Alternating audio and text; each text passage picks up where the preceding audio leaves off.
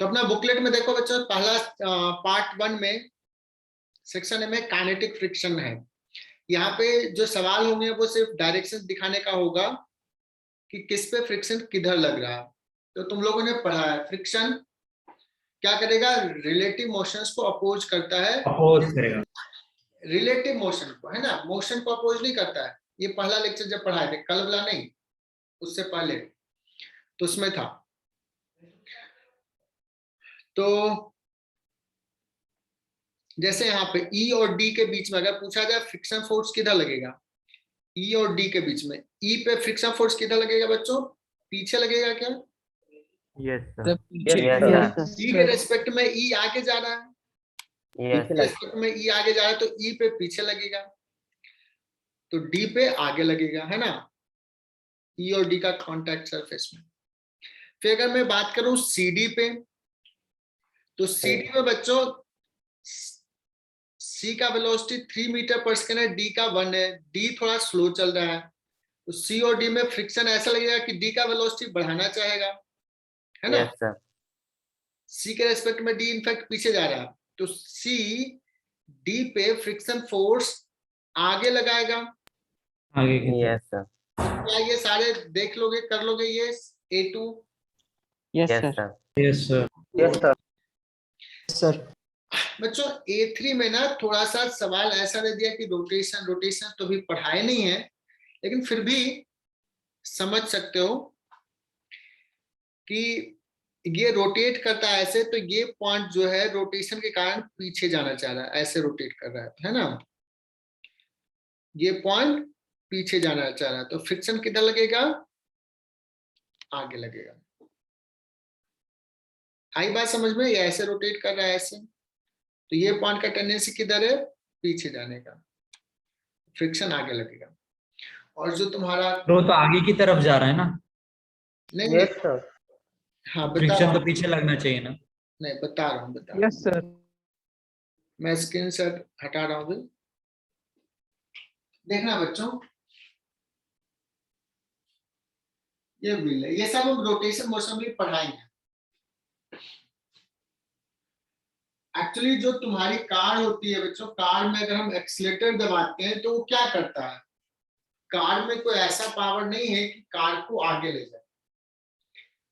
Car wheel में एक rotational motion produce करता है, रोटेट करता है एक्सल के अबाउट व्हील को, तो इसके अबाउट ऐसे रोटेट करना चाहता है ना। ये अब यहाँ सरफेस पे है, टच करा, तो ये पॉइंट सिर्फ अगर रोटेशन हुआ, ये प्रोड्यूस किया, तो ये पॉइंट किधर जाएगा, बिकॉज ऑफ रोटेशन पीछे की तरफ, पीछे की तरफ।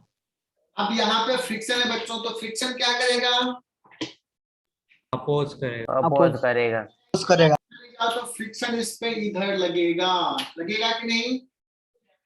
Yes sir. यस सर, अंदर वेलोसिटी ओमेगा है, ये रेडियस आर है, तो शायद सर्कुलर मोशन अभी नहीं पढ़े हो, ओमेगा वेलोसिटी होता है, अभी सर्कुलर मोशन नहीं पढ़े हो। मतलब गाड़ी आगे चलती तो फ्रिक्शन भी आगे लगता है। यस, एकदम सही। अब जब तुम कार में या साइकिल पे ही देखो, तो साइकिल में क्या करते हो तुम, ये सब पढ़ाना है, हमें डिस्कस करना है। साइकिल में क्या होता है बच्चों, तुम देखे होगे एक ऐसे चेन लगा रहता है ना,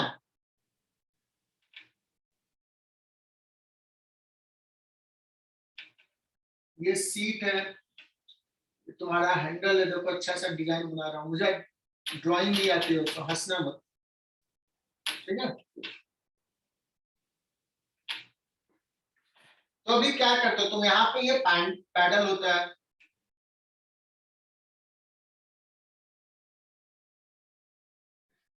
सो तुम ये जो पैडल पे ये जो फोर्स ऐसे दोनों तरफ से लगा के ये पैडल को रोटेट करते हो, तो ये व्हील को ऐसे रोटेट करना चाहते हो, करते हो कि नहीं। Yes sir, yes sir, yes और सर। कभी बचपन में जब तुम 4-5 साल के होगे और तुम्हारे घर में साइकिल होंगे, तुम्हारे अंकल होते होंगे, तो क्या करते होंगे कि इस पे स्टैंड पे खड़ा कर देते हैं साइकिल और पैडल मारते हैं, तो क्या होता है, साइकिल आगे बढ़ती है क्या, no sir, no sir, wheel सिर्फ रोटेट करते रहता है ना। तो यस सर, अब जब अभी सरफेस पे और तुमने इसको ऐसे रोटेट करना चाहा, तो यहाँ पे फ्रिक्शन फोर्स जो है अपोज करेगा, ये स्लिप नहीं होने देना चाहेगा तो फ्रिक्शन आगे लगेगा। तो यही फ्रिक्शन ये साइकिल को आगे एक्सलेट करता है। अगर फ्रिक्शन नहीं होता तो तुम साइकिल नहीं चला पाते, तुम कार नहीं ड्राइव कर पाओगे। ठीक है ना? तो बताओ फ्रिक्शन कितना इंपॉर्टेंट है। तुम दौड़ते हो, व्हाइल यू वॉक या रन, तो क्या होता है बच्चों, तुम क्या करते हो, तुम यहाँ पे इसको पीछे फोर्स लगाते हो, है ना? यस Yes, तो sir. फ्रिक्शन Yes, आ sir. गया। तुम Yes. देखो Yes, यहाँ sir. पे पीछे फोर्स लगाते हो, तुम देखना अपना वॉक करोगे ना, तो तुम इसको पुश कर रहे हो। जब ये पुश करो तो ये तुम्हें फ्रिक्शन आगे लगा रहा है, दैट्स व्हाई तुम आगे दौड़ पाते हो। अगर दौड़ने के लिए बहुत तेज दौड़ना हो तो पता है तुम लोग जो शूज पहनते हो उसके सोल में बहुत सारे स्पाइक्स लगे रहते हैं, सो दैट कि वो ग्रिप बने ज्यादा। ग्रिप बनाने के लिए ऐसे भी शूज के नीचे सोल में देखो तो अलग डिजाइन होता है, सब खुरदरा बनाते हैं, यस गड्ढे Yes, गड्ढे sir. To make grip, to Yes. Make more friction, है ना? तो जितना ज्यादा पुश करोगे सरफेस उतना ज्यादा फोर्स लगाएगा। लेकिन अगर सपोज रास्ता कोई स्लिपरी है, मिट्टी का रास्ता और पानी पड़ गया है, तो तुम वहां दौड़ पाते हो क्या? No No, sir. sir. No, क्यों? क्योंकि तुमने पीछे पुश किया और वहां स्लिपरी था, वो आगे फ्रिक्शन उतना नहीं लगा पाया। तो सोचो फ्रिक्शन कितना इंपॉर्टेंट है कॉमन लाइफ के लिए। अगर फ्रिक्शन नहीं होता है, can you imagine the life? कैसे हम लोग वॉक करते, No, कैसे sir. चलते, कैसे No, बाइक sir. ड्राइव होती, कैसे हम मार्कर से लिख पाते। माचिस नहीं जला पाते। हाँ, ठीक है ना, माचिस नहीं जला पाते। कितना अच्छा, कितना दिमाग चलता है। तो अगर कोई कहेगा कि कार जो ड्राइव हम लोग करते हैं, एक्सीलरेट करते हैं, उसके लिए रिस्पॉन्सिबल कौन है? फ्रिक्शन। कार को रोकना भी है तो उसके लिए कौन रिस्पॉन्सिबल है? Friction. Friction.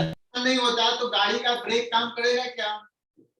No, sir. No, sir. गाड़ी का ब्रेक काम नहीं करेगा। ठीक है ना? उत्कर्ष ने पूछा सर फ्रिक्शन रफ सरफेस पे होता है क्या? हम लोग बात करेंगे फ्रिक्शन किस किस फैक्टर पे डिपेंड करता है, रफनेस पे और भी चीजों पे, उसके मॉलिक्यूल्स के प्रॉपर्टीज पे भी विल डिस्कस।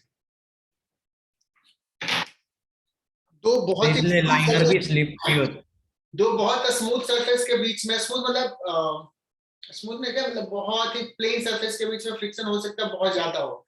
जैसे दो ग्लास प्लेट लगा दो या दो आयरन का एकदम बहुत ही ये कर दो, प्लेन कर दो, वेरी प्लेन, और उसको टच कराओगे तो फ्रिक्शन बहुत ज्यादा होता है। We will discuss that reason.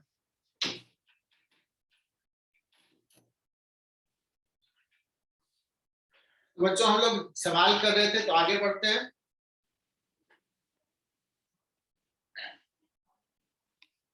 अभी तक कितने बच्चे ज्वाइन किए? सिर्फ 50 हुआ, 60 प्लस आते हैं बच्चे इसमें। तो बस 3 ही क्वेश्चन करने हैं। नहीं करना है, स्क्रीन शेयर कर रहा हूँ मैं। चलो तो ये A3 हो गया। A4 कर पाओगे बच्चों? In the following figure, find the direction of friction on the blocks and ground. तो बच्चों देखना यहाँ पे कुछ फोर्सेज भी लगाए हैं, है ना?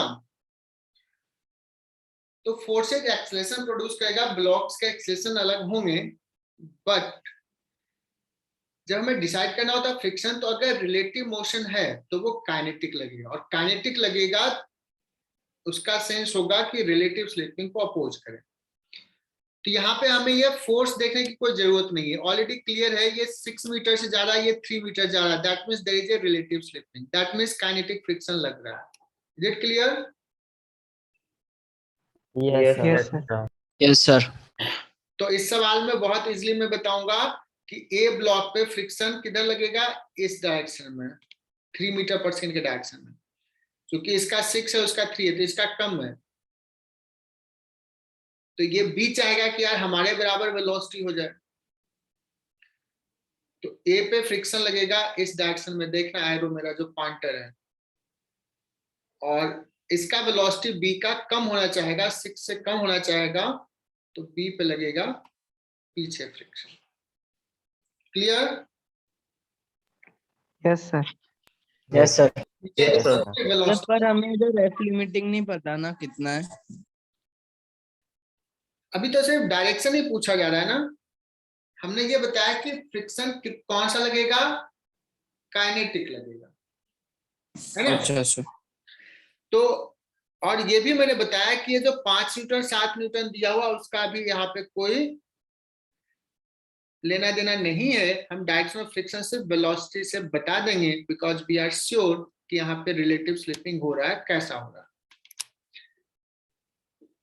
फिर बच्चों यहाँ पे देखना है सेक्शन बी स्टैटिक फ्रिक्शन, कर लेना ये सारे सवाल, छोटे छोटे सवाल है, ये सीखने वाले सवाल हैं। B3 करोगे। अच्छा यहाँ पे एंगल ऑफ फ्रिक्शन का दिया, तो एंगल ऑफ फ्रिक्शन अभी हमने डिफाइन ही नहीं किया है, तो इसको छोड़ देना।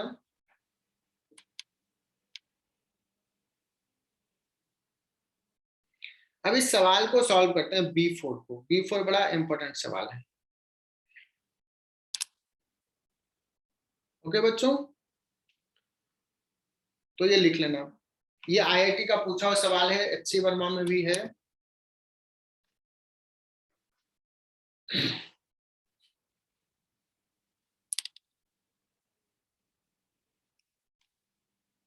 चलो, अभी भी सारे बच्चे नहीं ज्वाइन किया।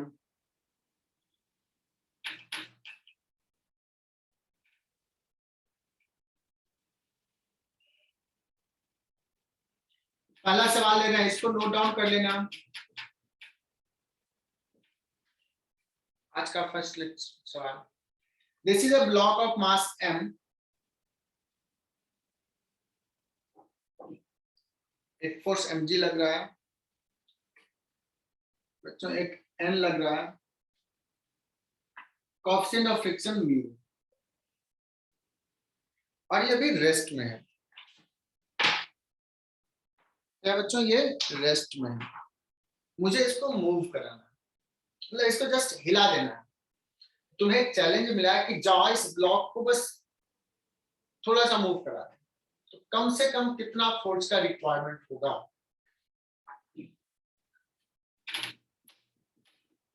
Find minimum force required to move the block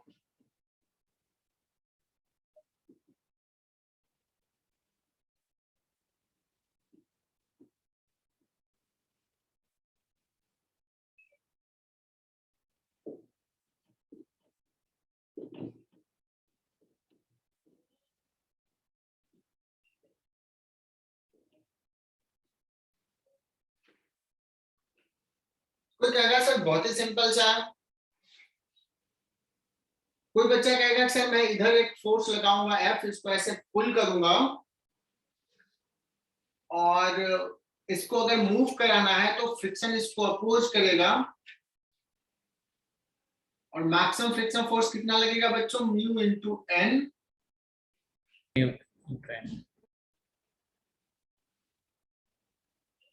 उसके बराबर होना चाहिए। तो कोई कहेगा कि F जो मिनिमम होगा वो हो जाएगा म्यू mg। यस, कोई दूसरा, अभी लिखना नहीं बच्चों, अभी सुनना पहले। कोई कहेगा कि नहीं मैं तो क्या करता हूं, मैं तो ऐसे फोर्स लगा देता हूं, ऊपर लगा देता हूं, मूव ही तो कराना है, कैसे भी मूव कराना। तो वो कहेगा कि F मिनिमम जो होगा ऊपर मूव कराने के लिए कितना हो जाएगा, mg। अच्छा बच्चों एक और चीज, म्यू का जो वैल्यू है वो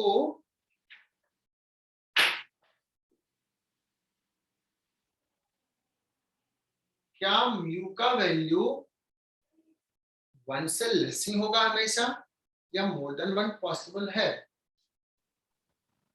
More One से than one less. possible है। more More than than one one possible. possible. More than one भी पॉसिबल। म्यू हालांकि मोस्ट ऑफ द सवाल में 0.345 ऐसे दिया रहता है 0.5, but mu can be more than one. Okay, अब तुम देखोगे तो कहोगे सर इसमें म्यू कितना उस पर डिपेंड करेगा कि ये मिनिमम है कि ये मिनिमम है, ऐसे बोल सकते हो। लेकिन देखो इसमें हमने क्या गलती किया, हमने तो स्पेशल केस ले लिया कि हमने इधर ही फोर्स लगाएंगे। ये बच्चा ने स्पेशल लिया कि मैं इधर फोर्स लगाऊंगा। अब सवाल ये आता है कि क्यों हम इधर और इधर ले। मैं तो क्या करता हूं, मैं जनरल ले लेता हूं। सपोज मैं इस डायरेक्शन में फोर्स लगाऊं, मैंने इस पे इस डायरेक्शन फोर्स लगाया और यहां से थीटा एंगल पे मुझे मूव करना है, तो एफ मिनिमम क्या होगा इस केस में, इन दिस पर्टिकुलर केस।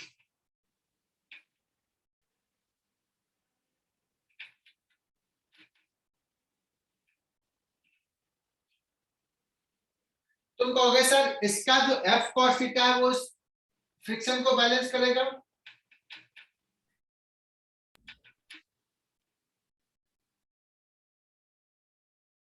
यहाँ पे एन क्या हो जाएगा बच्चों, बताओ एन कितना हो जाएगा। mg cos theta. mg Sin theta minus का f component cos आएगा ना theta. सर उसका। mg minus f sin theta. N plus F sine F theta sin theta to M G, is equal to mg. Yes sir, Yes, sir. Yes, Yes, mg sir. minus f sin theta। तो हो जाएगा M G minus F Sin theta. Sine theta. तो यहां से इसको solve कर लो, तो F को इसको इधर लेके आ जाओ,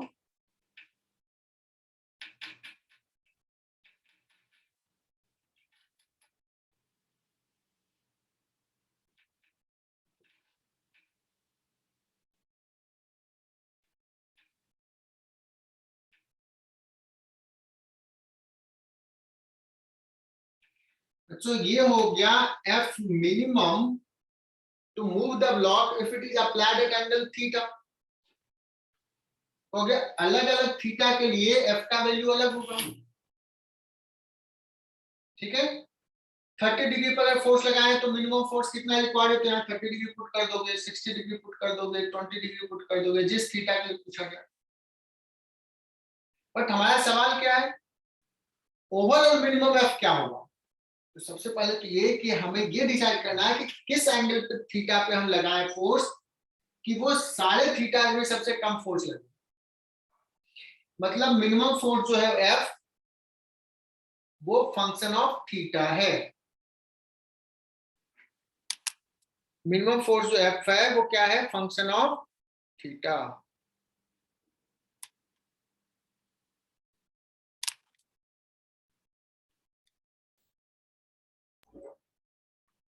तो वापस आ गया शायद।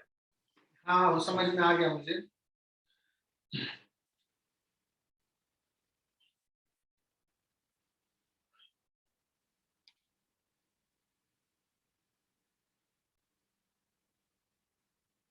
हाँ चारू दत्ता बोलो। एक बार रिपीट करो ना थोड़ा। हाँ रिपीट कर रहा हूँ। Yes sir. ये एक्सप्रेशन समझ में आया क्या।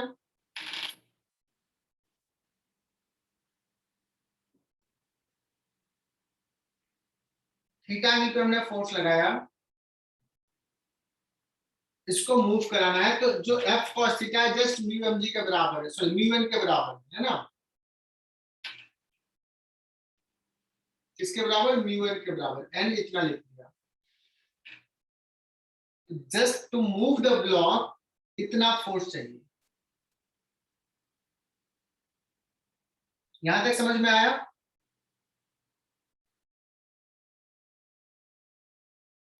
Yes sir.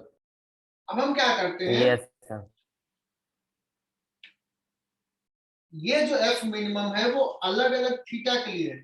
थीटा 0 पुट कर दो, थीटा क्या पुट कर दो, 0। तो sine theta 0, cos theta 1, mu M G One. हो गया।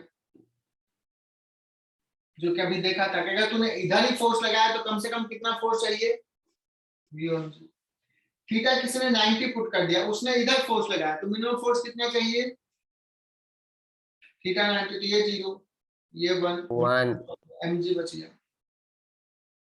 तो मैं क्या बताया, मैंने दो केस लिया, थीटा 0 पे एफ मिनिमम क्या है, थीटा 90 पे एफ मिनिमम क्या है, वैसे ही थीटा 30 डिग्री पे एफ मिनिमम कुछ होगा, थीटा 60 डिग्री पे एफ मिनिमम कुछ होगा।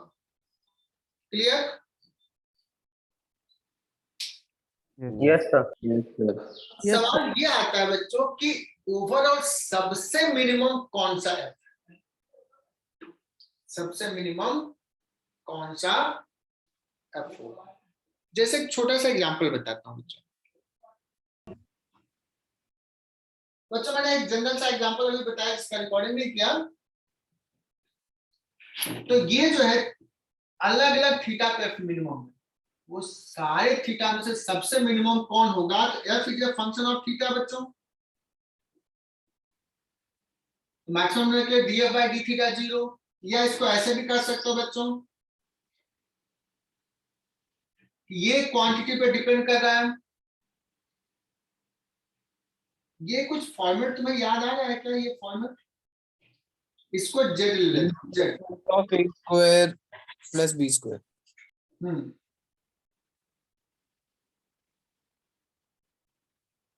ये जिस समय मैक्सिमम होगा बच्चों उस समय ये एफ मिनिमम होगा। Is it clear?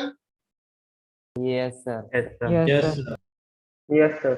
और ना बेसिक मैथमेटिक्स में मैंने बहुत मन से पढ़ाया था, इसको बहुत ध्यान देने के लिए कहा था कि when Z will be, basic mathematics में ट्रिगोनोमेट्री पढ़ाया था, Z will be maximum then F will be minimum. Minimum. और कोई जेड का मैक्सिमम वैल्यू बता सकते हैं क्या, याद है किसी को, A square plus B square का रूट,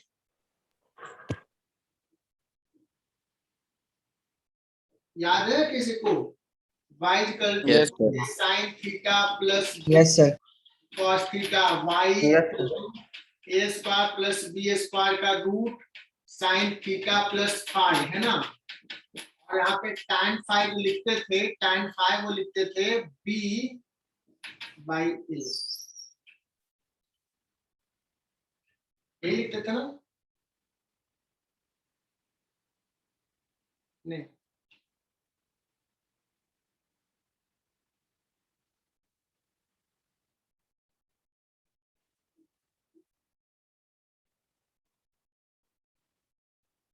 ठीक है।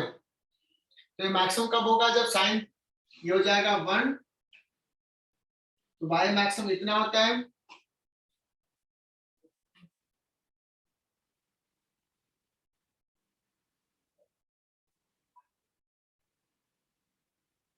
तो z मैक्सिमम बच्चों इतना हो जाएगा, तो f मिनिमम कितना हो जाएगा, can you tell me? Minus. Minus times. Minus नहीं, f मिनिमम कब हो जाएगा, ये इतना ना, मैग्नीट्यूड की बात कर रहे हैं ना, माइनस ये मैक्सिमम है ना y, ये मैक्सिमम का वो कितना होगा, इतना होगा, root 1 square plus mu square. बोलो ये सही लिखा क्या? Yes sir. Yes sir. Yes sir. ठीक है, लिख लो इसको।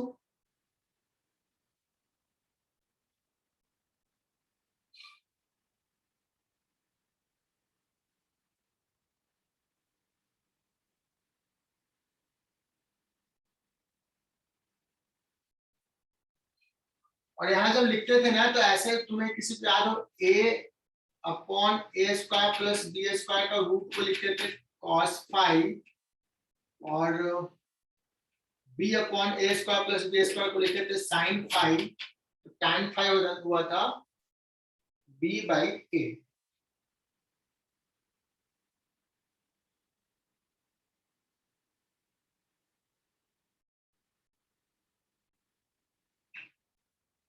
तो यहाँ भी क्या हो जाएगा बच्चों, tan थीटा इक्वल टू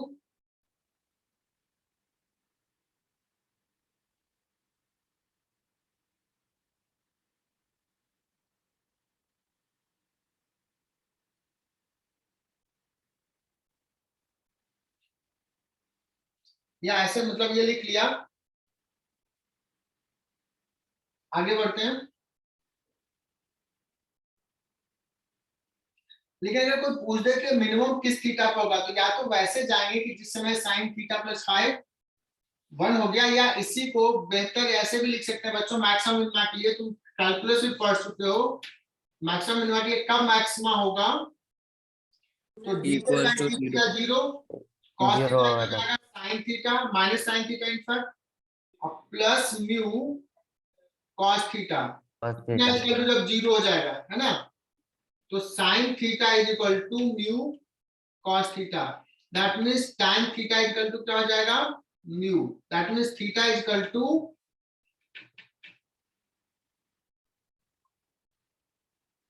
कहने का मतलब ये फोर्स मिनिमम कितना होगा वो इतना आ गया, लेकिन मिनिमम की जरूरत मिनिमम कब लगेगा, जब थीटा थीटा कितना हो, tan tan inverse inverse mu. Mu. मतलब जब tan इनवर्स म्यू पे लगाओगे, mu is the constant of friction, उस केस में जो फोर्स मिनिमम फोर्स लगेगा वो इतना लगेगा, और दिस इज मिनिमम। और तुम चेक कर सकते हो बच्चों, ये क्वांटिटी लेस देन म्यू भी है और लेस देन 1 भी है कि नहीं, mu by more than mu. Yes, sir. yes sir, तो म्यू से तो कम है, 1 से भी कम है, because mu divide by more than mu, तो 1 से तो कम है। देखो ये mu M G divided by कुछ है, तो म्यू एम जी से तो छोटा ही है ही, अब प्लस एम जी से भी छोटा है, बिकॉज ये 1 से लेस है। तो जो दो स्पेशल केस लिए थे, ये वाला और ये वाला, से मिनिमम होगा जब इतने एंगल को लगाओगे। तो ये जेडब्ल्यू का पूछा हुआ सवाल है, बहुत पहले पूछा था, इसको 2 बार 3 बार करो समझ में आएगा। इसको मिटा दूं क्या, 1 minute, ये वाला रहने। Sir, 1 minute.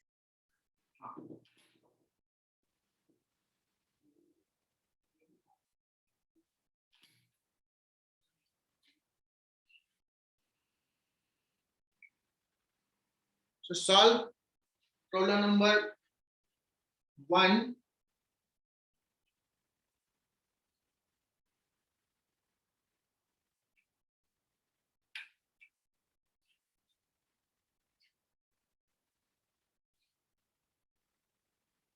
Sir, screen share off कीजिएगा. sir, हाँ sir, Sir, recording में नहीं आता है. ठीक ठीक है, पहले ये पढ़ लेते हैं। Starting from A rest, body slides down 45 degree inclined plane in twice the time it takes to slide down the same distance in absence of friction। तो coefficient of friction निकालना है। तो स्क्रीन से स्टॉप कर रहा हूं। जो करा है, 2 केस लिया है, एक केस 1 जहां पे म्यू कुछ है नॉन जीरो, और एक दूसरा केस है बच्चों जिसमें म्यू क्या है, 0। यहां से यहां आने में इसको अगर तीनों टाइम लगा है, तो इसको कितना टाइम लगा है, 2 टी नॉट लगा है ना। तो सवाल पूछा है कि बताओ इस केस में फर्स्ट केस में म्यू क्या है।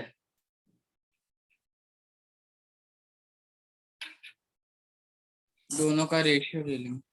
तो क्या करते हैं बच्चों, देखना, इस केस में अगर स्लाइड करा तो फोर्सेस देखो कौन सा है, mg, और कौन सा है, n, नॉर्मल normal, नॉर्मल। और बच्चों की अगर स्लाइड करा mg का जो component mg sin theta mg sin theta, G sin theta. sin G sin theta. mg cos theta, और mg तो ब्रेक कर लिया, Friction. इधर हो गया, तो एकदम सही बताया, mg cos 45। फ्रिक्शन बच्चों ऊपर लगेगा, तो इस केस में एक्सेलरेशन अगर मैं कहूं कि a1 कितना होगा, तो तुम कहोगे सर mg sin 45 और माइनस म्यू n, तो म्यू mg cos 45 और डिवाइड बाय m, तो m कैंसिल हो गया। सो इस केस में एक्सेशन क्या आप बता सकते हो कि सर कितना होगा?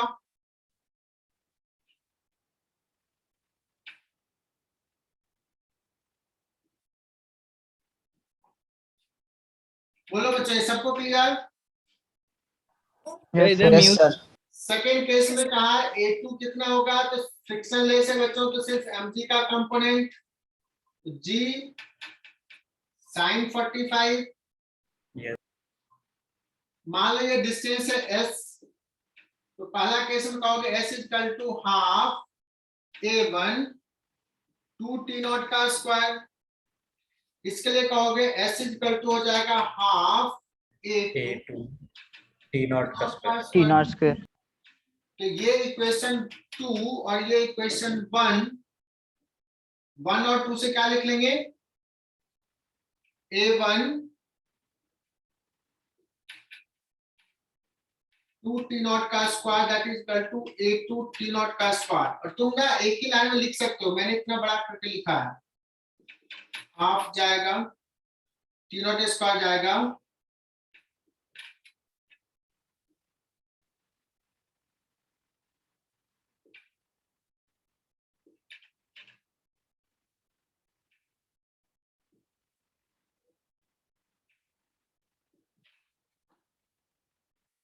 इसको फटाफट सॉल्व कर लो बच्चों, हो जाएगा solve.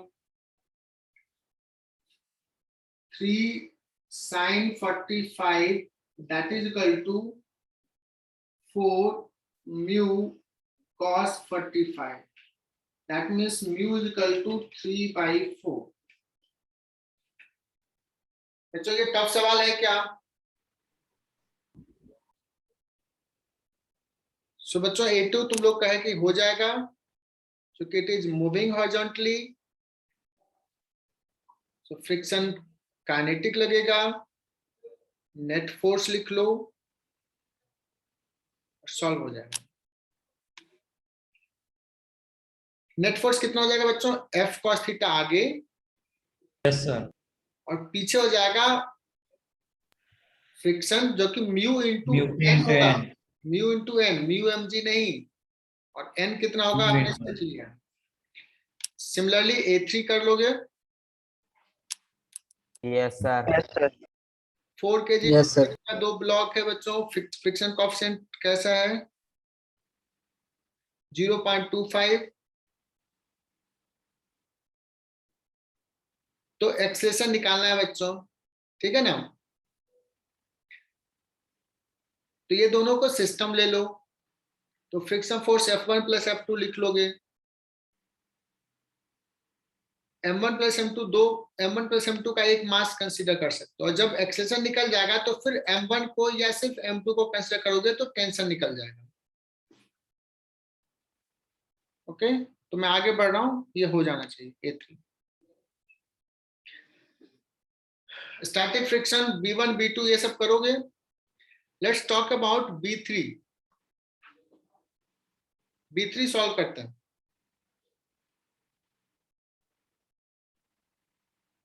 A cart of mass m and block of mass small m attached to its as shown in the figure. Coefficient of friction between the block and cart is mu. What is minimum acceleration of the cart so that block does not fall? तो मैं इसको screen से हटा रहा हूं। ये ना छोटा सवाल है, बट बच्चे पता नहीं समझ में नहीं आता, उनको तो डाउट पूछते हैं ये सवाल, इसलिए मैं ले रहा हूं।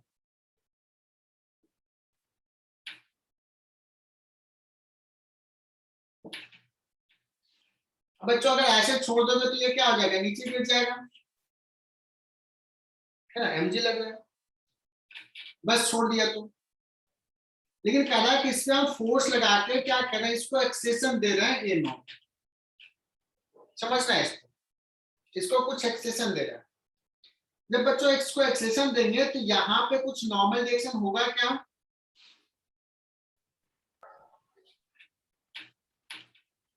M ब्लॉक पे इधर नॉर्मल रिएक्शन लगेगा क्या? Yes, sir. Yes, sir. तो इसमें सवाल पूछा है कि what should be A0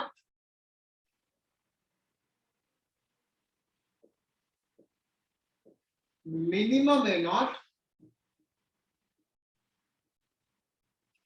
so that small m does not slip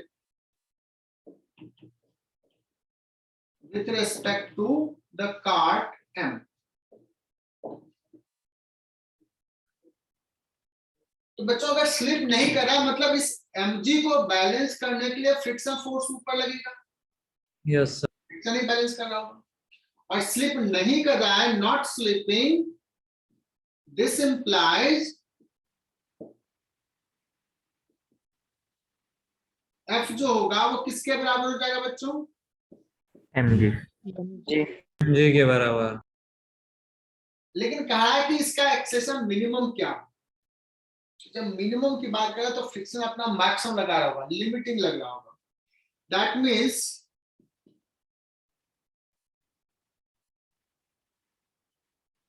F जो हो जाएगा म्यू एन, मैक्सिमम लगेगा और म्यू एन हो जाएगा mg। n को बता सकता है कितना होगा? क्या ये लिख सकते हैं बच्चों? n equal to m a not इस डायरेक्शन के मोशन के लिए, m ब्लॉक के लिए। yes sir Yes, sir. Yes, sir. Yes, sir. तो देखो यहाँ पे a नॉट कितना आ गया? g by mu. आई बात समझ में? Yes, sir. एक बार फॉर मिनिमम Yes, से एक sir. बार। हाँ बोलो, कोई कुछ पूछ रहा था। तो लास्ट के दो वाले बता दें इसके। का सवाल ऐसा है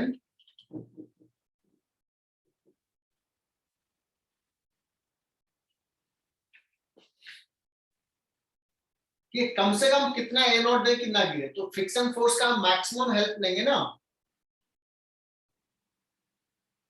फ्रिक्शन mg के बराबर होगा, लेकिन F इसका तो क्या पुट कर ले, जस्ट अबाउट टू स्लिप है, उससे कम एक्सेशन दे देंगे तो स्लिप कर जाएगा। F अभी मैक्सिमम लग रहा है, कितना लग रहा है? म्यू।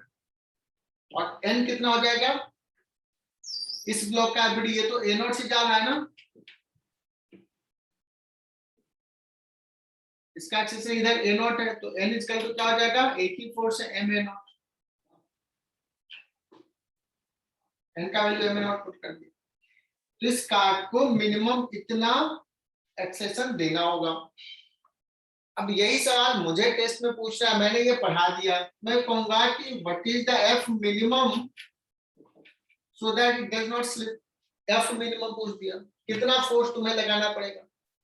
तुम कहोगे this whole should have this much acceleration, this whole, इसको इतना एक्सेलेरेशन इधर देना है तो कितना फोर्स लगाना पड़ेगा?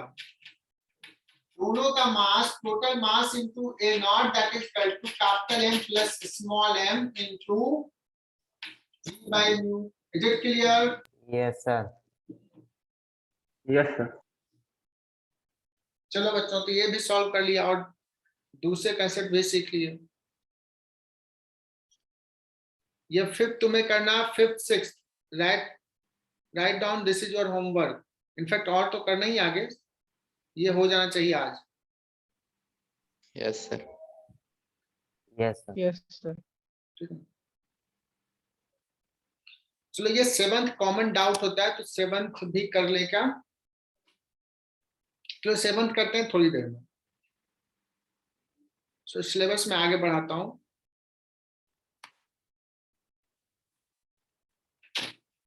सेवंथ पे जस्ट थोड़ा सा थ्योरी पढ़ाने के बाद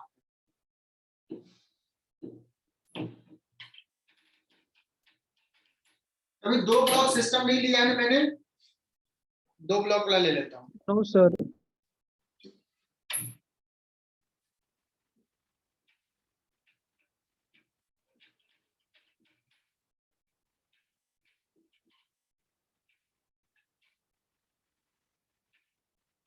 फ्रिक्शन में बच्चों दिमाग लगाना पड़ता है थोड़ा।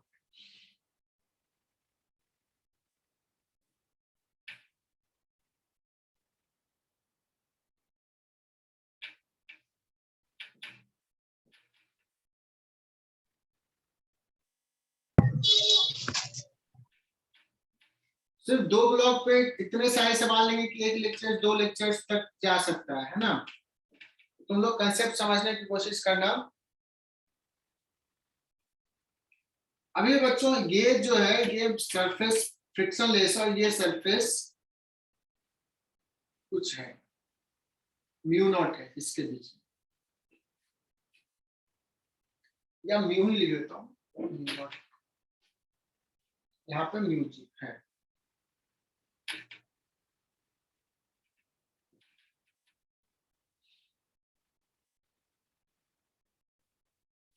और इस पे मैं एक फोर्स लगा रहा हूं,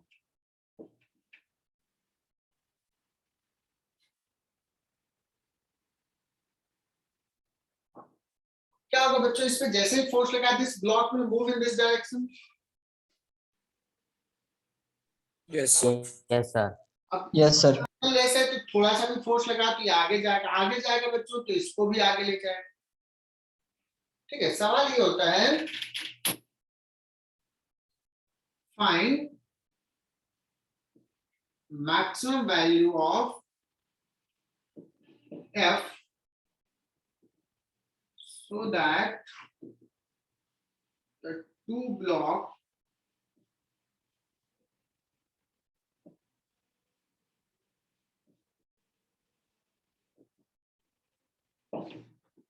सर M1 पे फ्रिक्शन आगे की तरफ लगेगा क्या? M1 पे फ्रिक्शन आगे की तरफ लगेगा। यस, M1 पे फ्रिक्शन आगे लगेगा, एकदम सही जवाब दिया तुमने। चलो बच्चों,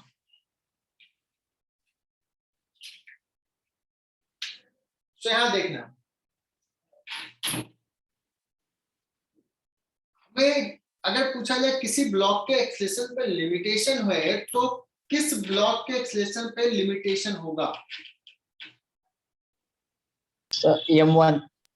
M1 M2 पे क्यों नहीं होगा? M1 पे हम लगा रहे हैं तो जितना फोर्स लगा ज्यादा फोर्स लगाएंगे उसका एक्सेलेरेशन उतना ज्यादा होगा। लेकिन M1 को एक्सेलरेट करने वाला कौन सा फोर्स है? फ्रिक्शन है। M1 क्यों एक्सेलरेट करेगा? Because of friction. फ्रिक्शन का लिमिटेशन है, M1 पे एक लिमिटेशन होगा, है ना। और किसी ने कहा कि देखो M2 जाना चाहेगा आगे, ये अगर फ्रिक्शन लेस होता तो ये यही रह जाता, आगे नहीं जाता। फ्रिक्शन है इसलिए M2 इसको खींच के ले जाएगा 7 किलो यार आगे की तरफ। तो इस पर फ्रिक्शन लगेगा पीछे। ओके, तो क्या मैं पूछूं बच्चों कि व्हाट इज सॉल्यूशन, लिख रहा हूं maximum acceleration of M1, M1 का मैक्सिमम कितना हो सकता है? तो तुम कहोगे जब फोर्स बढ़ाते जाएंगे एक्सेलरेशन बढ़ेगा, लेकिन F का लिमिट है, सो A मैक्स जो हो जाएगा वो हो जाएगा F max divide by M1। F max क्या हो जाएगा बच्चों? म्यू इंटू N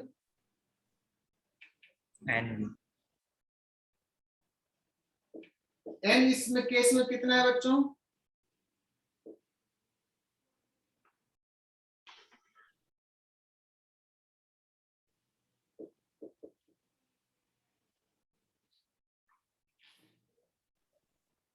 इसका एक्सेलरेशन म्यू जी से ज्यादा नहीं हो सकता है। Is it clear? Yes, Yes. sir. Yes. Yes, Yes, sir. sir.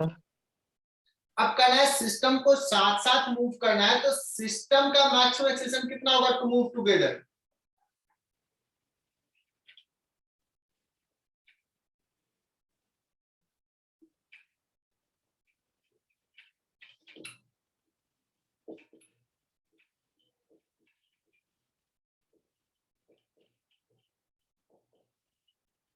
To move together तो कहोगे सर जो M1 का है, क्योंकि अगर इससे ज्यादा करोगे तो M1 हो ही नहीं सकता ज्यादा, साथ साथ मूव करने के लिए। M मैक्स का जितना निकालो, जो M1 का मैक्स निकाला, एकदम सही। अब बच्चों बताना, इसको ना सिस्टम ले लेते हैं, इसको सिस्टम ले लिया, यहाँ पे फ्रिक्शन म्यू 0 है, तो कहा कि F मैक्स को कितना लगाओगे, तो कितना हो जाएगा F मैक्स?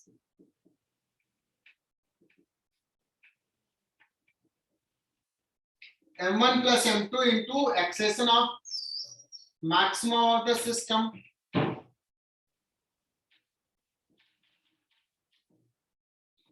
और अभी भी निकाला है म्यू जी। Mu G. बोलो यहां तक क्लियर क्या? Yes, sir. Yes.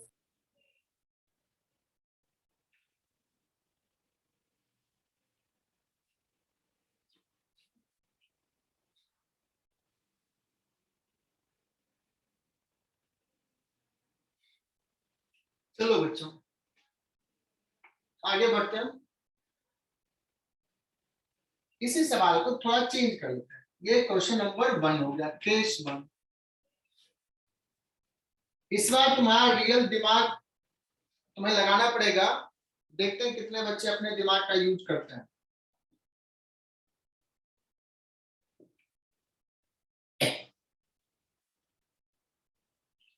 बच्चों एकदम से ध्यान से करना है ये।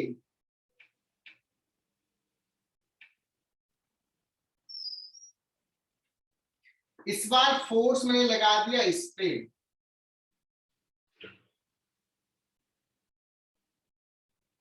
ऊपर वाले पे m1 पे लगा दिया। तो किस ब्लॉक का एक्सीलरेशन का लिमिटेशन है?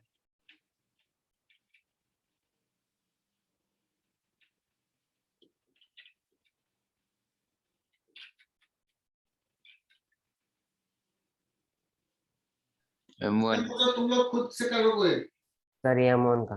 Sir, M1. m1 पे एक्सीलरेशन पे लिमिटेशन है क्या इसमें? सर M2 पे लगेगा ना। M2 पे होगा।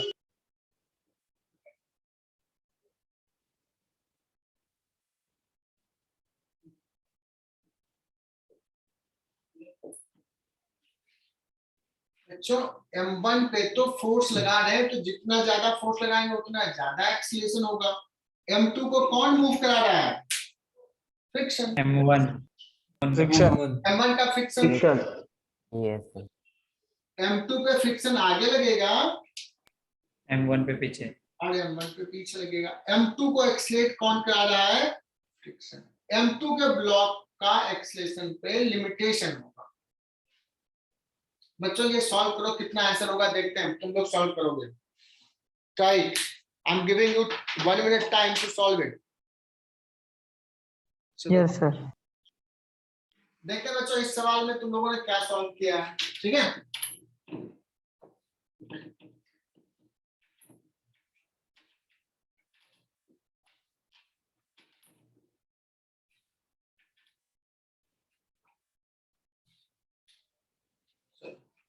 क्या करते हैं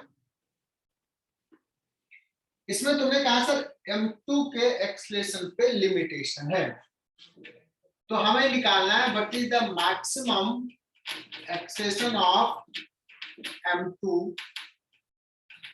sir F max force divided by m2। आई बात समझ में? Yes, sir. m2 को फ्रिक्शन नहीं कर रहा है एक्सीलरेट, तो F max हो जाएगा यहाँ पे कितना? Mu into n। अब यहाँ पे बच्चे गलती करते हैं। What should be n here? M2G. M1 गलत। plus M1G. M2। अरे यार यहाँ के इसके बीच का n तो m1g है ना। m2 इस पे n ऊपर लगा रहा है, m1 इस पे n नीचे लगा रहा है। इन दोनों के बीच का n क्या है? m1g है। आई बात समझ में? Yes, sir. Yes, sir. यहाँ का n पूछता है क्या होता है? m2g या m1 plus m2g? M1 plus M1 M2. plus M2. Yes, M1 तो plus M1 M2. plus M2। बहुत बढ़िया। तो अभी देखो मैक्सिमम एक्सेलेरेशन ऑफ A2 समझ में आया।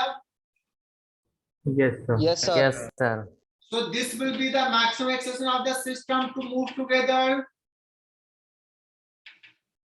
यही होगा ना? Yes, sir. Yes, sir. That means F maximum की जो बात कर रहे हैं to move together, इस पे तो क्या आ जाएगा? दोनों ब्लॉक साथ साथ मूव कर रहा है, सिस्टम का मास 1 plus m2 into mu into, बोलो बच्चों ये अच्छे से समझा क्या? यस सर यस सर सवाल आएंगे टेस्ट में इस पे सवाल रहेंगे। चलो बच्चों मिटा रहा हूं इसको। सर जिस पर फोर्स लगता है उसके ऊपर कभी लिमिटेशन नहीं होगा ना एक्सेलरेशन का? कभी कभी देखो, अब जैसे जैसे अभी शुरुआत किए हैं, कभी कभी दोनों ब्लॉक पे फोर्स लगा देंगे तो तुम्हें पता चलेगा, धीरे धीरे जैसे सवाल सॉल्व करोगे ना पता चलेगा कि किस पे लिमिटेशन है ना।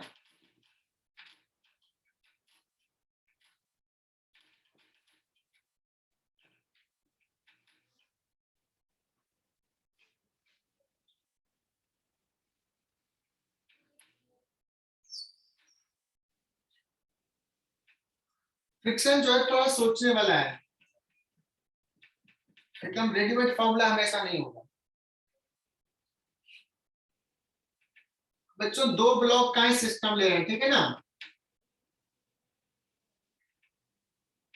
ये ले लिया 5 kg, ये ले लिया 4 kg,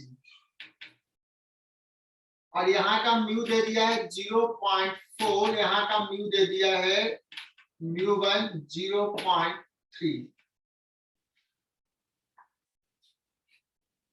अरे बढ़िया से सवाल है बच्चों, इसको ना अच्छे से समझ के करना। फ्रिक्शन ऐसा सवाल है कि सवाल की हमें कमी नहीं पड़ती, हमें कुछ सोच के नहीं आना पड़ता है। मैं बहुत सारे डेटा ऐसे बना सकता हूँ,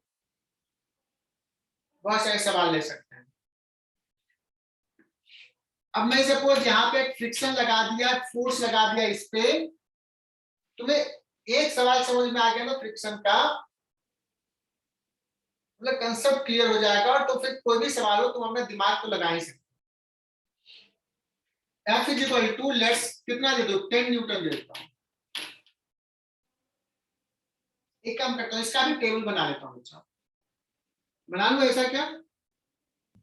yes sir. Yes sir yes sir तो इसमें F का वैल्यू मैं पुट करूंगा। पहला केस में ले लिया 10 न्यूटन, यहाँ पे जो फ्रिक्शन लगेगा बच्चों उसको लेता हूं F1, और यहाँ पे जो फ्रिक्शन लगेगा उसको लेता हूं F2। ओके,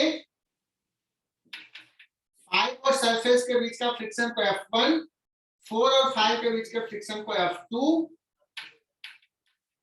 और A1 हो गया एक्सेशन ऑफ 5 kg ब्लॉक, और A2 हो गया acceleration of 4 kg block.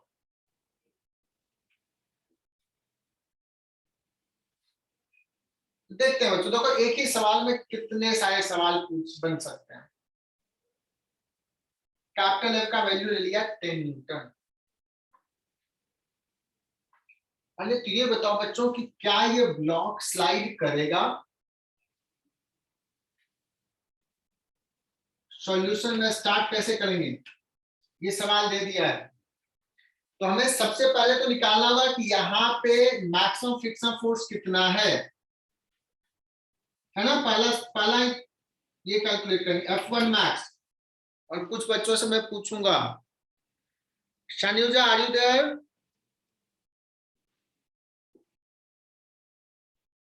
Yes sir. Shanuja मुझे बताना है कि यहाँ पे कोएफिशिएंट ऑफ फ्रिक्शन 0.3 है, तो मैक्सिमम फ्रिक्शन फोर्स कितना लग सकता है इस सरफेस पे? म्यू इंटू एन, एन में क्या लिखूं शनुजा? 5G या 4G?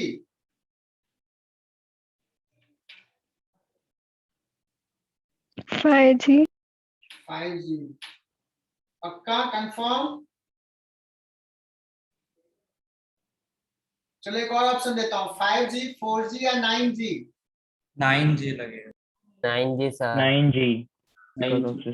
सर मेरा 9G। काम ही यार गलती करवाना, मैंने 5-4 दिया जिसमें उसमें से एक बोल दी। 9G लगे बच्चों, कुछ देर पहले ही बोले थे कि यहाँ पे नॉर्मल रिएक्शन N1 + M2 होता है। शनिजा क्लियर? ये यहाँ का नॉर्मल M1 + M2 पूरे को बैलेंस कर रहा है ना। Yes, sir. Yes, sir. Yes, तो sir. तुमने सपोज तुमने क्या किया, अपने हाथ ये ब्लॉक के नीचे रख दिया, सिर्फ 5 kg रखा हुआ है, जो थोड़ा सा तुम सस्टेन कर लोगे, उस पे एक और 4 kg रख देगा, तुम्हारे हाथ में ज्यादा दर्द होगा कि नहीं? Yes, sir. नॉर्मल एक्शन बढ़ Yes, जाएगा, तो ये 9G हो जाएगा नॉर्मल। तो F1 मैक्स कितना हो गया? 27 Newton. 27 Newton. 7. ये बच्चों 10 न्यूटन लगा के इसको पुल करना चाह रहा है, क्या करेगा? Friction 10 Newton opposite side. 10 10 Newton Newton लगेगा। Yeah. तुम उसको Static. लगेगा यार कि क्या ही तुम मुझे मूव कराओगे। F1 कितना हो जाएगा? 10 Newton. 10 10 Newton. Newton. 27 होगा। 10. F1 क्या होगा? 10 होगा? sir, कौन सा? self adjusting. स्टैटिक होगा या काइनेटिक फ्रिक्शन लगेगा यहाँ पे? Static. Static. Static. कंफर्म ना? याद है पिछले साल? Yes, sir. Yes, Yes, sir. 27 बोला Yes, sir. अब सवाल आता है कि इन दोनों के बीच का फ्रिक्शन क्या होगा, इन दोनों के बीच का? So 0. यस, किसने बताया? बहुत ही बढ़िया जवाब सवाल। So minus. मानस बांगुल। मानस बांगुल। Yes, sir.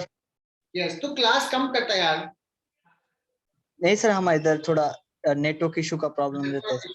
कल मैसेज देखा था तुम्हारा, कल या परसों। चलो मानस, बहुत ही बढ़िया जवाब दिया है।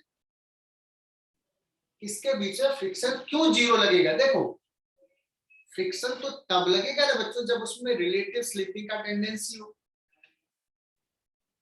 है ना? Yes, sir. देखो, Yes, sir.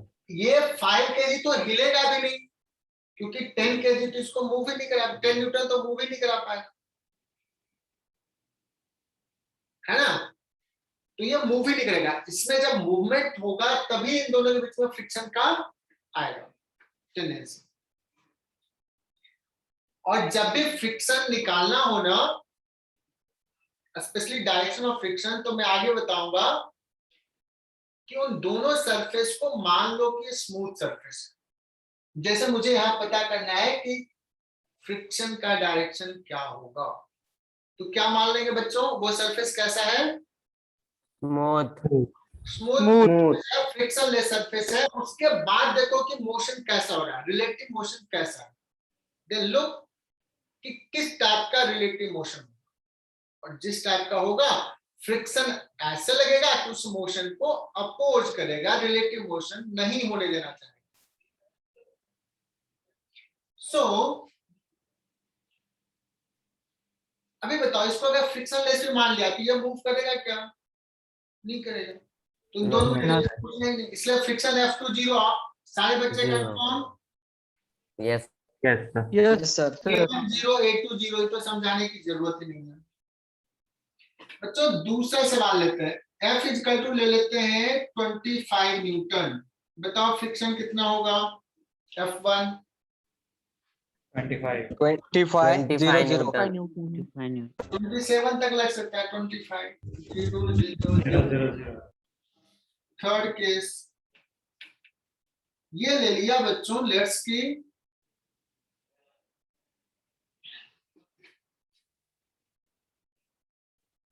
36 न्यूटन ले लिया।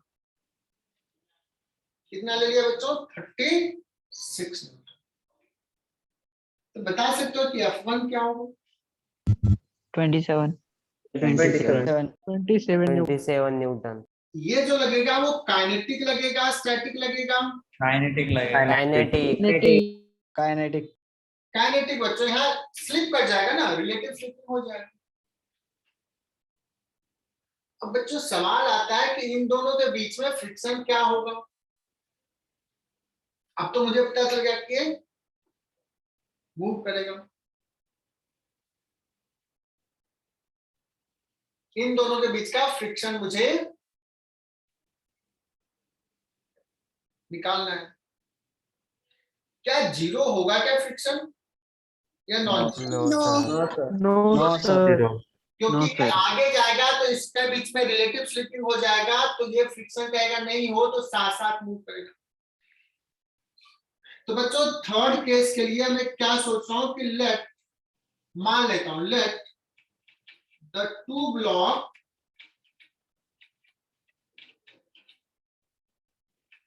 मूव टुगेदर, मान लेते हैं बच्चों विथ कॉमन एक्सेलरेशन, साथ साथ मूव कर रहा है। तो वो एक्सेलरेशन बता सकते हो क्या? What is the common acceleration in case of कब? ऐसा इस सिस्टम ले लेते हैं, सिस्टम पे एक्सटर्नल फोर्स हो गया 36 न्यूटन और फ्रिक्शन हो गया यहाँ पे कैलकुलेट किया था 27, तो एक्सेलरेशन हो जाएगा बच्चों 36 माइनस 27 डिवाइडेड बाई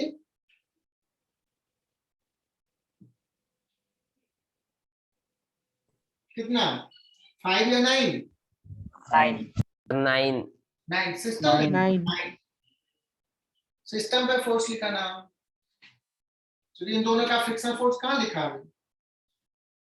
यहाँ का लिखा है। तो जाएगा 1 मीटर पर second square. Is it clear? yes sir yes yes sir sir yes sir अब बच्चों मैंने कहा कि फ्रिक्शन सॉल्व करने का बहुत सारा तरीका है। Can you tell me in this particular case what is the maximum possible acceleration of 4 kg block?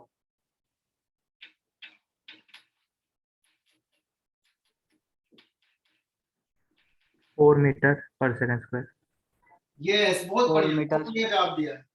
yes sir 4 metre. तो आ जाएगा मैक्सिमम एक्सेलरेशन जो 0.4 into mu into N 4g, ये हो गया फोर्स डिवाइड बाय 4, ये हो गया एक्सेलरेशन, तो 4 मीटर पर सेकंड स्क्वायर, है ना? इसका मैक्सिमम कितना हो सकता है? 4 मीटर पर सेकंड स्क्वायर, उससे ज्यादा नहीं हो सकता। तो अभी तो 1 मीटर पर सेकंड स्क्वायर जो माना है कि साथ साथ मूव कर रहा है, तो क्या 1 हो सकता है? यस सर हो सकता है, मतलब हमारा एजम्पशन सही है, क्योंकि मैक्सिमम 4 तक हो सकता है, जबकि इसको इतना में तो 1 से ही मूव करना है, तो 1 रहेगा। क्लियर? yes yes sir. ये साथ साथ मूव कर रहा है बच्चों। इसको और भी तरीके से सोचते हैं। दूसरा लेक्चर अगर मेरा पुराना लेक्चर देखो तो उसको कहीं और तरीके से बताएं, दूसरे तरीके से। एनीवे, तो अब बताओ ये साथ साथ मूव कर रहा है कितना से? 1 मीटर पर सेकंड स्क्वायर से। This implies blocks will move together.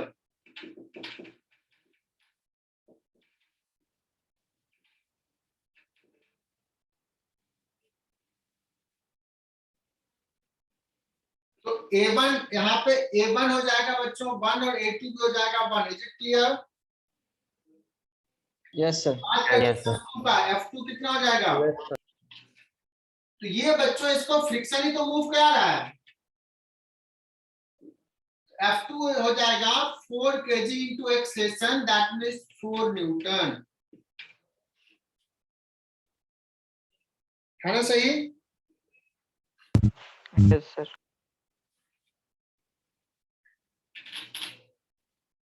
Fourth सवाल लेते हैं। फोर्थ केस, कैपिटल F का वैल्यू सपोज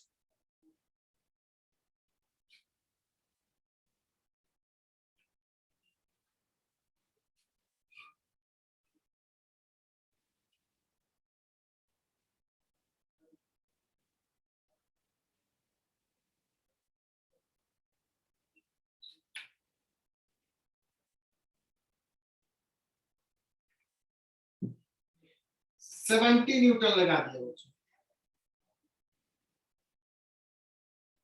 कितना लगा दिया? 70। तो बताओ यहाँ कितना लगेगा? 27 27 अब बच्चों यहां से फिर से जाते हैं फोर्थ केस का सॉल्यूशन। मैं मान लेता हूं लेट ब्लॉक्स move together. मान लेते हैं बच्चों, what is common acceleration? Sir 4.7 metre पर second.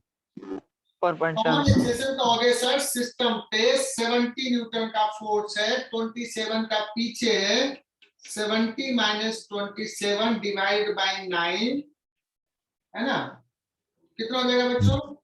4.7 43 by 9 that is equal to 4.7 metre पर सेकंड स्क्वायर। ये आ गया कॉमन एक्सेलेरेशन। बट अभी अभी हमने क्या देखा था कि इसका मैक्सिमम एक्सेलेरेशन हो सकता है 4 से ज्यादा हो सकता है क्या? No, sir. पिक्चर 4 No, से ज्यादा sir. move कर नो सकता सर। है। तो साथ साथ मूव करने के लिए सिस्टम का एक्सेलेरेशन इतना होना चाहिए, जबकि मैक्सिमम इतना है, सो क्या कंक्लूजन ड्रॉ करेंगे? will not move together. Move नहीं होगा Yes. फिर।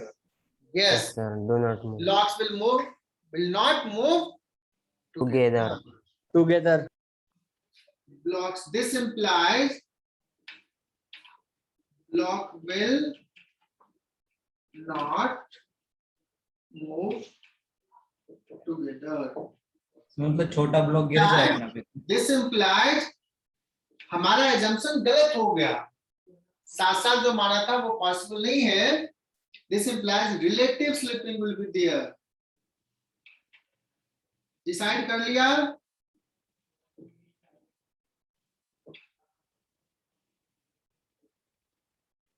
रिलेटिव स्लिपिंग बच्चों होगा। मतलब छोटा ब्लॉक गिर जाएगा ना पीछे। हाँ बट मैं जस्ट अभी स्टार्ट की बात कर रहा हूँ, सोचो कि ये लेंथ थोड़ा बड़ा है, स्टार्टिंग की बात कर रहा हूँ, कुछ देर के बाद क्या होगा, गिर जाएगा उसकी, जस्ट मैं फोर्स लगाया तो क्या होगा, व्हाट विल हैपन?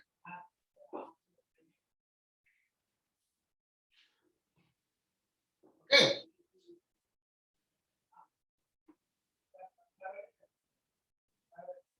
तो बच्चों अब हम क्लियर हो गए कि यहाँ पे इसके बीच में फ्रिक्शन कौन सा लगेगा? Kinetic. काइनेटिक लगेगा, श्योर हो गए Kinetic. कि हमने डिसाइड कर, मतलब ये कर लिया कंफर्म कि रिलेटिव स्लिपिंग होगा। और काइनेटिक लगेगा तो क्या हो जाएगा? F2 म्यू इंटू एन, यहाँ पे हो जाएगा, म्यू कितना है 0.4, एन कितना है 4g, कितना हो जाएगा 16 न्यूटन। क्लियर? Yes sir. अब इस पे 16 Yes, sir. कर रहा है तो इसका एक्सेलेरेशन A2 कितना हो जाएगा? 4 मीटर पर सेकंड। अब 5 kg का एक्सेलेरेशन क्या होगा? तो 5 kg का एबिलिटी ड्रॉ करते हैं बच्चों, 5 kg का, ये समझना है, इंपॉर्टेंट है। इस पे लग रहा है 70 इधर, 27 इधर, और इधर कितना 16। तो एक्सेलेरेशन ऑफ 5 kg ब्लॉक आ जाएगा 70 माइनस 27 माइनस 16 डिवाइड बाई 5 से क्यों 9 से नहीं डिवाइड किया, बिकॉज हम 5 kg का एबिलिटी ड्रॉ किया। बोलो बच्चों, ये समझ में आया क्या 10-20%? Yes sir. Yes, sir. Yes sir. ये लग रहा है फ्रिक्शन में दिमाग लगाना पड़ता है थोड़ा। Yes sir. Yes sir. Yes, sir. Yes, sir.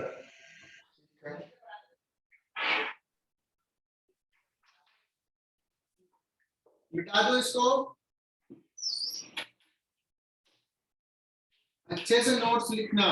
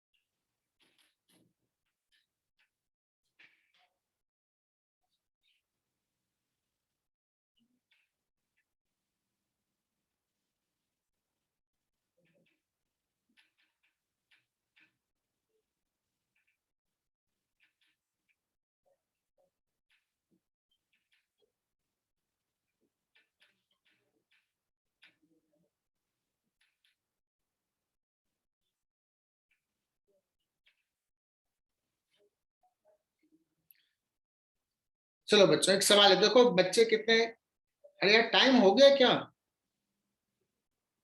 yes, sir. Sir सिखा